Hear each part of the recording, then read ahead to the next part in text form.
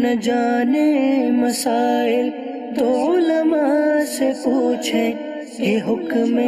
مبین ہم کو رب سے ملا ہے، ہم کو رب سے ملا ہے۔ آپ نے سوال فرمایا ہے کہ حالت احرام میں یعنی اگر کوئی شخص محرم ہو، وضو کرتے وقت، سر کھجاتے وقت یا کنگھا کرتے وقت بال وغیرہ ٹوٹ جائیں تو ایک بال کے بدلہ میں ایک مٹھی غلہ یا ایک ٹکڑا روٹی یا ایک چھوارا، اور دو بالوں کے بدلہ میں دو مٹھی غلہ یا دو ٹکڑے روٹی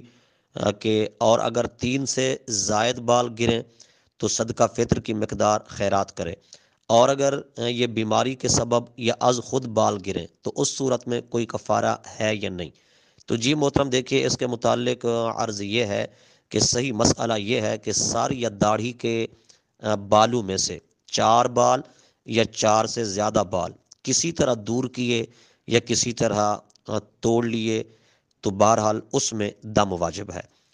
اگر 3 سے کم ہے، 1 بال یا 2 بال یا 3 بال داڑھی یا سر کے بالوں میں سے گرے اور انہیں دور کیا یا انہیں کھینچا یا انہیں اکھیڑا تو ایسی صورت میں صدقہ فطر کے برابر صدقہ کرے۔ فتویٰ اسی پر ہے، جیسا کہ فتاوی عالمگیری اور فتاوی شامی میں امام ابن عابدین شامی رحمۃ اللہ تعالی علیہ نے بیان فرمایا کہ 1 بال میں بھی، 2 بالوں میں بھی اور 3 بالوں میں بھی پورے صدقہ فطر کے برابر صدقہ کرے۔ ہاں، اگرچہ بعض نے کہا ہے کہ 1 سے لے کر 3 بالوں تک اگر گر جائیں تو 1 مٹھی یا 2 مٹھی غلہ یا چھوارے یا روٹی وغیرہ صدقہ کی جائے، لیکن جمہور کا قول یہی ہے کہ 3 بالوں تک بھی صدقہ فطر کے برابر صدقہ کرنا چاہیے، اور اگر 4 ہوں یا 4 سے زیادہ ہوں تو پھر دم واجب ہوگا۔ اور رہا یہ کہ اگر بال وغیرہ بیماری کی وجہ سے یا از خود گر پڑیں،